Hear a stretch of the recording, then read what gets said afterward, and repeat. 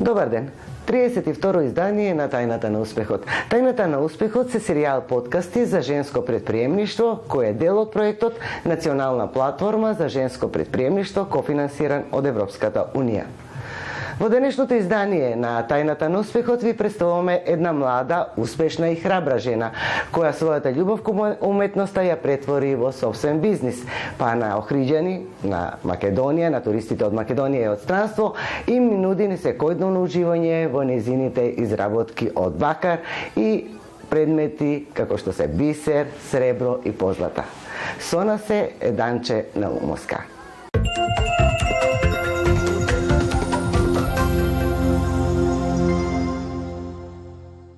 Значи, добре дојдовте во Тајната на успехот. Ви благодарам. Добре дојдовте вие во мојот дуќан. Прекрасен амбиент за еден прекрасен разговор со една прекрасна, успешна дама. За тебе е дводецениско искуство во уметноста. Од каде вие во овој бизнис? Дали беше тоа љубовта кон уметноста или одреден сплет на околности? Па вака, јас одавна почнав со работа со бакар, а моите почетоци датираат многу одамна. Уште како дете јас многу често знаев да му помагам на мојот татко. Тој работи изработуваат предмети од бакар. И јас многу често бев присутна со него, му помагав, задржував, миев со киселини такви и така натаму. А најмногу ме фасцинираше тоа промената на бакарот при разни хемиски процеси. Промената на бојата или на составот? На бојата, на нијансите. Значи, бакарот добиват многу различни нијанси при различни промени. При воздух може да добиет зеленикава при долго стоење, може да потемни. Така, тоа беше почетокот, да. И подосна веќе кога веќе бев оформена како семејна жена, имав потреба за работа. Сакав да си украсам дома зидовите, нешто да си средам. И си рекол што има јас да купам, кога можам само да си ги направам сама. Си направив моето прво дело, беше лозова гранка. Го изработив и така се роди љубовта да почнам малце посериозно. Имав многу поддршка од мојот сопруг и полека, веќе 22 години работно искуство, јас истражувам, секојаш сакам нешто ново да внесам и можам да се пофалам дека имам голем асортиман на различни производи. Најмногу сум срекна кога ги комбинирам работите на бакарот, дали ке посребрено, дали ке изработувате и други метали и други материјали во самата изработка. Најмногу 99% јас го работам бакарот. Со тоа што бакарот со хемиски соединенија можам да го посребрам, да го направам со темна или сина патина, да биде сјаен, му додам со позлата.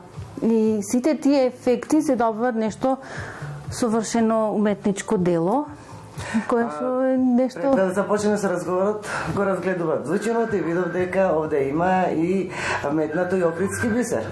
Па да, морам да метнам охридски бисер, сепак бисерот е нешто што е наше од Охрид. Неизбежно. Да, е дел од традицијата на Охрид и не е многу, не доминират, ама сепак убаво е да биде присутен во моите дела. Јас како автор си направив, не знам се дали приметивте, охридска пастанка со оригинал охридски бисер во замена на окцињата. Наместо окцина јас ги ставив бисерчињата, да.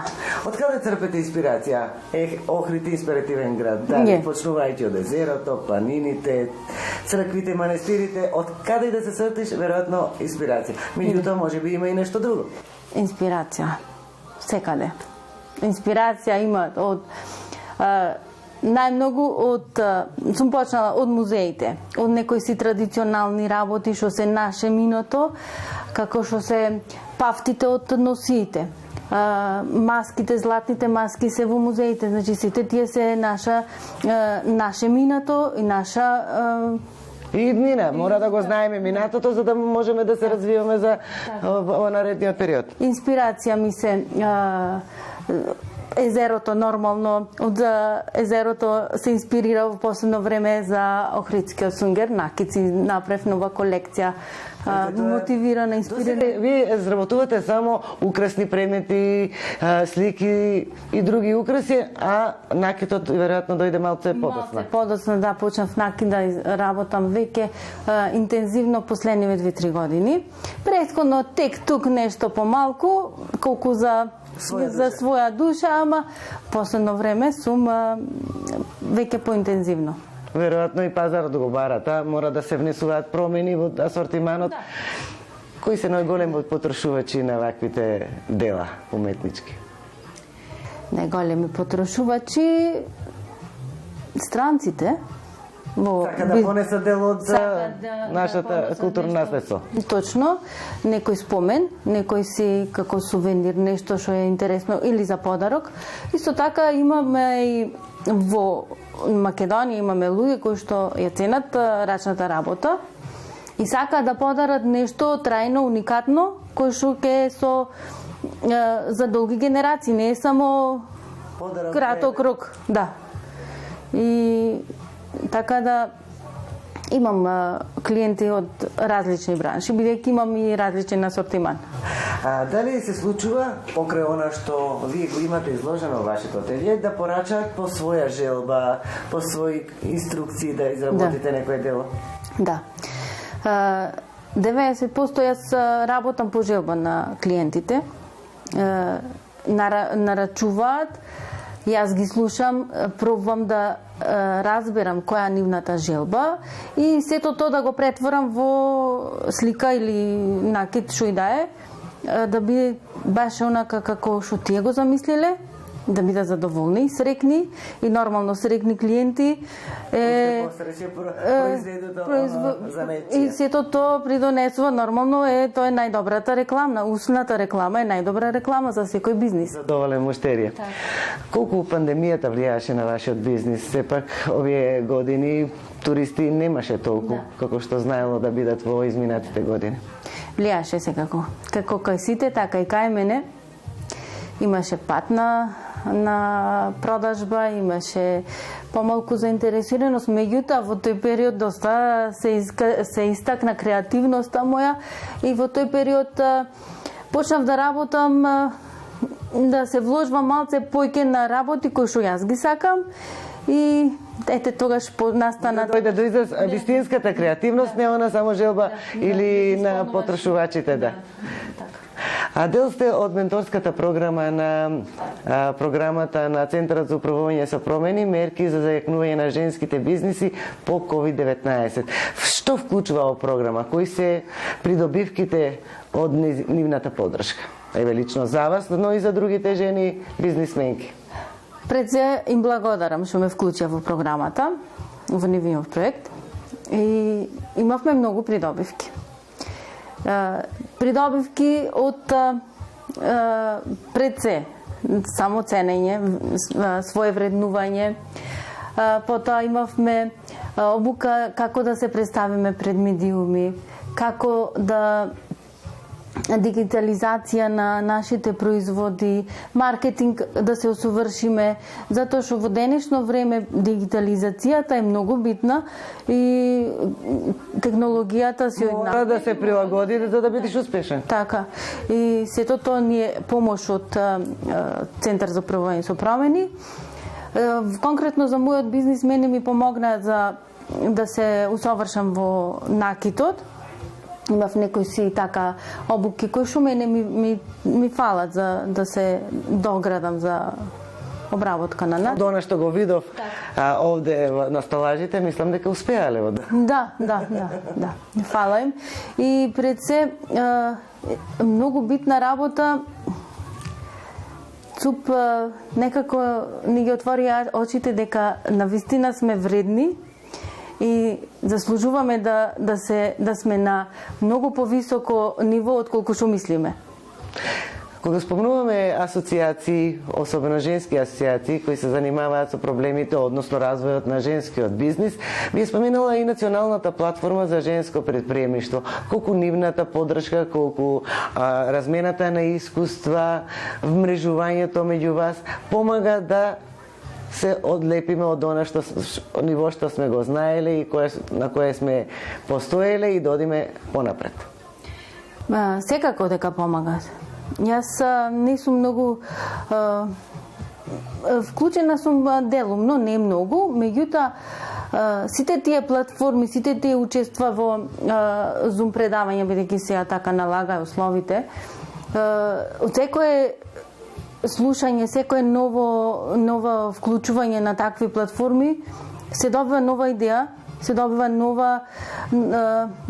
нова замисла дека можеме, дека ние сме вредни, ние сме креативни и иновативни во тоа што го работиме и дека се зајакнува до самодовербата, а со зајакнување на самодовербата нормално излегуваат и многу поуспешни резултати од она што го работиме. Не сме зад завесата, него сме малце понапред. Постојат ли машки и женски бизниси? Дали некоја сте биле во ситуација да се почувствувате подредена затоа што се жена и тоа во однос на клиенти, соработници? Тоа беше во почетокот кога почнав, мислеа дека ова е машки бизнис и дека не е тоа за мене. Ама кога видоа дека јас можам да направам нешто поинаку, дека не можам и со чекан да работам и малце помасивно со мускули, небитно како машки што работат. И толку беше, почетокот се коментираше некој си, ама ти не можеш... За вас тоа значило и дополнителна енергија да докажете дека може да бидете уште поуспешни, веројатно. Сега веќе нема такви коментари, одамна нема, тоа беше само на почетокот. Плановите за иднина, Данче?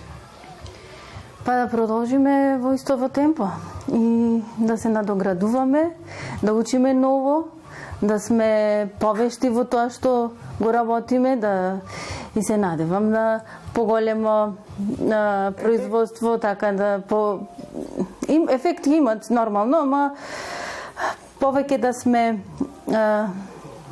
попродуктивни, да сме вешти во тоа што го работиме, да внесуваме повеќе знаење во себе. Повеќе новини? Новини, така, да не стоиме на едно место и да стигнеме на повисоко ниво, не само во Македонија, во светот да не видат, да праќаме производи од Охрид, од Македонија.